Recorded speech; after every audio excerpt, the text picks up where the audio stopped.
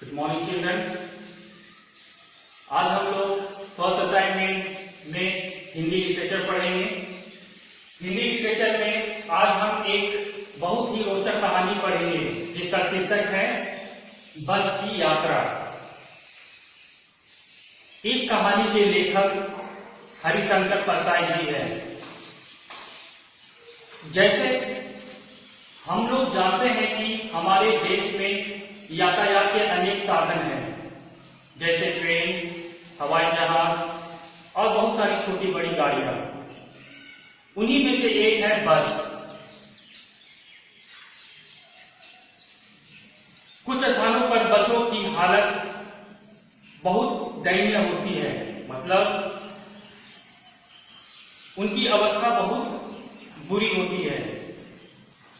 ऐसे ही एक बस से की गई यात्रा का वर्णन लेखक ने इस पाठ में किया है। तो शुरू करते हैं कहानी बस की यात्रा। अध्याय 2 बस की यात्रा। हम 5 मित्रों ने तय किया कि शाम 4 बजे की बस से पन्ना चले। पन्ना से इसी कंपनी की बस सतना के लिए घंटे भर बाद मिलती है, मतलब 1 घंटे बाद मिलती है, जो जबलपुर जाने वाली ट्रेन से मिला देती है। योजना थी कि सुबह घर पहुंच जाएंगे। हम में से 2 को सुबह काम पर हाजिर होना था, इसलिए वापसी का यही रास्ता अपनाना जरूरी था। लोगों ने सलाह दी कि समझदार आदमी इस शाम वाली बस से सफर नहीं करते। क्या रास्ते में चोर डाकू मिलते हैं? नहीं, बस ही डाकिन है। तो लेखक जब बस से सवारी करने जा रहा था तो लोगों ने लेखक को समझाया था कि शाम वाली बस से सफर नहीं करनी चाहिए। तो लेखक ने पूछा, क्यों? रास्ते में कोई चोर डाकू मिलता है क्या? तो लोग बोले, नहीं, रास्ते में कोई चोर डाकू तो नहीं मिलते हैं, पर हाँ, ये बस ही डाकिन है।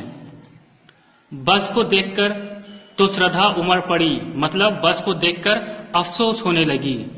एक वयोवृद्धा थी, मतलब एक बूढ़ी औरत के समान एक बस था। सदियों के अनुभव के निशान लिए हुए थी, मतलब बहुत पुराने जमाने की बस थी। लोग इसलिए इससे सफर नहीं करना चाहते कि वृद्धावस्था में इसे कष्ट होगा। यह बस पूजा के योग्य थी, उस पर सवार कैसे हुआ जा सकता था? मतलब ये बस को एक स्थान पर खड़ा करके सिर्फ पूजा किया जा सकता था, इस पे सवारी नहीं किया जा सकता था। बस कंपनी के एक हिस्सेदार भी उसी बस से जा रहे थे। हमने उनसे पूछा, यह बस चलती भी है? वे बोले, चलती क्यों नहीं है जी, अभी चलेगी। हमने कहा, वही तो हम देखना चाहते हैं, अपने आप चलती है या? तो बस के जो हिस्सेदार है वो बोलता है, हाँ जी, और कैसे चलेगी। लोग बोलते हैं, गजब हो गया, ऐसी बस अपने आप चलती है। हमारा मन आगा पीछा करने लगा, मतलब हमारा मन घबराने लगा। डॉक्टर मित्र ने कहा, डरो मत, चलो, बस अनुभवी है, नई नवीली बसों से ज्यादा विश्वसनीय है, मतलब विश्वास के लायक है, हमें बेटों की तरह प्यार से गोद में लेकर चलेगी। हम बैठ गए।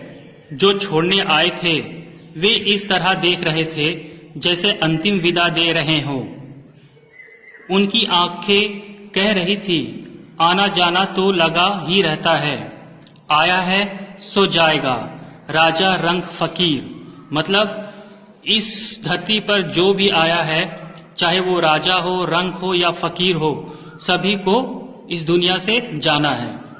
आदमी को कूच करने के लिए एक निमित्त चाहिए, मतलब एक साधन चाहिए। इंजन सचमुच स्टार्ट हो गया, ऐसा जैसे सारी बस ही इंजन है और हम इंजन के भीतर बैठे हैं। कांच बहुत कम बचे थे, जो बचे थे उनसे हमें बचना था। हम फौरन खिड़की से दूर सरक गए। इंजन चल रहा था। हमें लग रहा था कि हमारी सीट के नीचे इंजन है।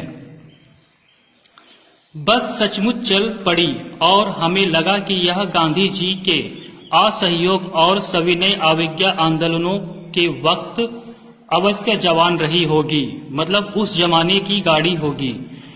उसे ट्रेनिंग मिल चुकी थी।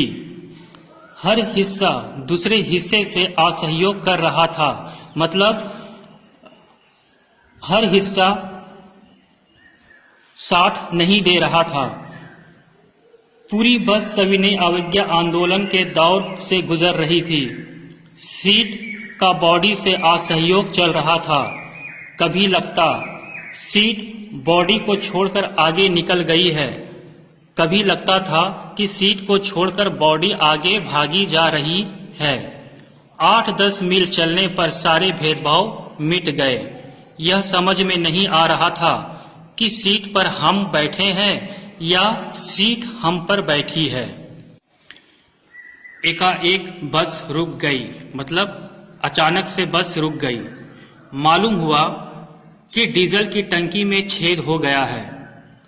ड्राइवर ने बाल्टी में डीजल निकालकर उसे बगल में रखा और नली डालकर इंजन में भरने लगा। अब मैं उम्मीद कर रहा था कि थोड़ी देर बाद बस कंपनी के हिस्सेदार इंजन को निकालकर गोद में रख लेंगे और उसे नली से डीजल पिलाएंगे, जैसे माँ बच्चे को मुंह में दूध की शीशी लगाती है।